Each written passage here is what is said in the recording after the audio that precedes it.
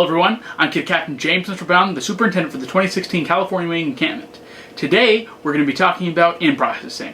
We're going to go over the purpose of Inprocessing, an overview of what it's going to look like, what the first sergeant's going to be doing, and then what the flight sergeant's going to be doing. If you have any questions, please leave it in the comment section down below, or ask your first sergeant. What's the purpose of Inprocessing at encampment? Well, the main goal is to make sure that we start off the training correctly. Now, we go into two phases of encampment during the in-processing part. We go completely over the introduction phase, where we're setting up that expectations for them, they're saying goodbye to their parents, and we're making sure they have all the things in their luggage and they're completely squared away and ready to start encampment. Then, the second that they sign that contract and they hand them over to the first sergeants, we start primary training right then. And when we start primary training, we need to make sure that we're setting the intensity high. We're at the top of the Yerkes-Dodson curve. Now, it's important that we set it right now, because if we don't, it will mess up things throughout the rest of encampment. It'll make it very hard to make sure that we have the right intensity. I'd rather start high than have to, turn it down or turn it up later. It would be completely hard to do that, so let's start right where we need to be right at the beginning. So let's do an overview of what Inprocessing is going to look like. So this is right when the students first get there. The students are going to be they're going to be arriving through the side gate of Camp Slow, and they're going to go directly to Pearly. Once they're at Pearly, they're going to be doing basically their check-in. They're going to make sure that they have all the safety things that they need to have. They have all their medication. They're going to be dropping off their luggage, so the luggage can be transported over to the barracks. They're going to completely check in. They're going to say goodbye to their parents. Everything like that is going to be done over at Pearly. From Pearly, then they'll be marched over by the CTS commanders to 719. At 719 is where basically all the first sergeants and the group commander is going to be. There is where they're going to be signing the contract, and they're going to be starting the primary training. We're ending the introductory phase, and we're starting primary training.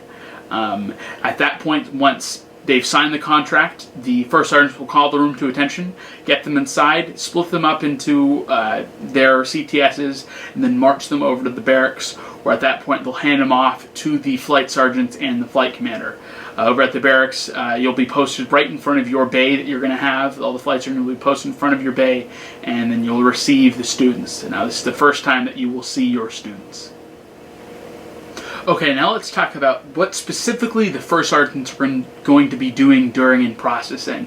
Now, they're going to be waiting with the group commander over at 719. They'll be waiting up front. They'll be at parade rest. We're setting that intensity right off the bat with our presence. And we're not saying anything to them. We're not doing anything like that yet, because the primary training has not started. You'll be posted in the back, parade rest, ready to go. At that point, you'll let the group commander do her presentation, get her all the way through it, have them sign the contract. Now, the second that they sign the contract, then it's your time to shine. Now, think back to how you had it done. Think back to how your first sergeant introduced you to encampment. It's not going to be like that at all. The way that they had it usually is it's a bunch of screaming and yelling and jumping up and down, and basically just barbarians running all over the place, screaming, "Let's move, let's move, let's move." We're not going to have it look like that. While there'll be some things that's similar, it's going to be different. Now, the purpose of it, as I said, is to set the intensity correctly. So, by jumping up and down and screaming and doing a bunch of flailing and all that, that doesn't set the intensity correctly. That's not what we expect our intensity to be like for the rest of the encampment. So what I expect to see is basically the first sergeants will call the room to attention and quickly get everyone outside. So you can give that command, like, "All right, everybody outside, let's move." Second that you say that, they're going to start moving. Maybe you need to say move with the sense of urgency once, but the second you've said move with a sense of urgency, most likely they will move with that sense of urgency, and you won't need to repeat that over and over. There's no reason to keep on saying go, go, go. Instead, correctly tell them exactly what they need to be doing, like pushing your chairs, make sure you aren't tripping, let's get outside, form into a formation. Do it very specifically what you want them to do, instead of screaming, "Let's go, let's go, let's go," over and over and over again. Now, from there, what I want you guys to do is get them outside and form them up into flights for what CTSs they're a part of. They should know what CTS they're a part of at that point. Now, individually, you're going to march those flights over to the barracks. At this point, I want you to be giving proper corrections and marching them like a flight while we're getting over there, because we're setting the intensity exactly where it needs to be. Once you get to the barracks, have them grab the luggage with a sense of urgency, and then get upstairs or get wherever they need to be for their barracks. It's your job to direct them directly where their barracks are going to be and give them proper details of where they need to go.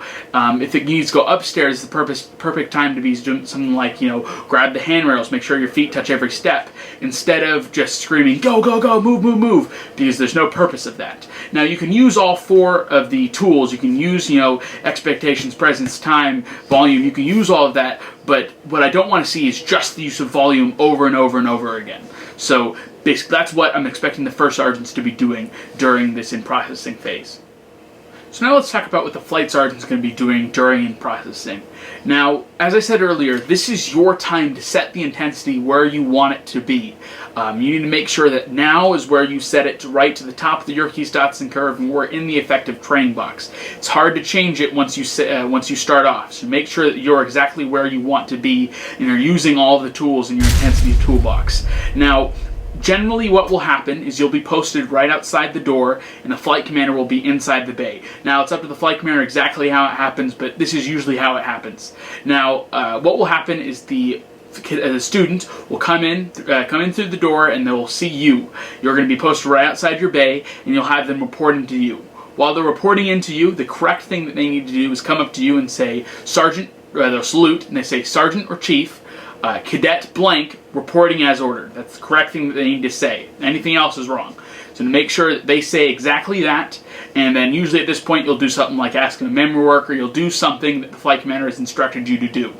Now, if they mess up, you need to correct them. You need to give them correct feedback on what they need to fix. You have to make sure that everything has a purpose to what you're doing, so don't send them to the back of the line and have them wait. You got to make sure that they know what they did wrong. So if you send them to the back of the line, make sure you give them detailed instructions on how they need to fix whatever they did wrong.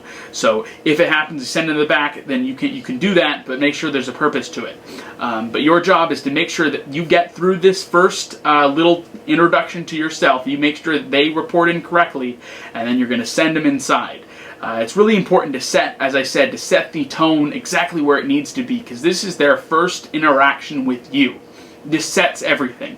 I've seen it before that flight sergeants completely biff this and completely mess up, and they're way too light, and that screws up the rest of encampment for them because they're seen as that guy who wasn't able to start off with the right intensity. They're the soft guy, while the flight commander's in there doing exactly what they're supposed to. So this guy's the soft guy. And I've also seen it where the guy's way too harsh, and this flight sergeant is flipping out on the cadet and way where they don't need to be. So we really got to make sure that we have this delicate situation handled correctly, and we properly introduce these cadets to what primary training is going to be looking like. Alright, so in conclusion, we went over the purpose of in-processing, we went in an overview about exactly how it's going to look, and then we went into details about exactly what the first sergeant's going to be doing and what the flight sergeant's going to be doing. Now, if you have any questions, you want to talk about anything, you want to bounce off ideas, go ahead and talk with your first sergeant or leave it in the comment section down below. This is the Superintendent, signing off.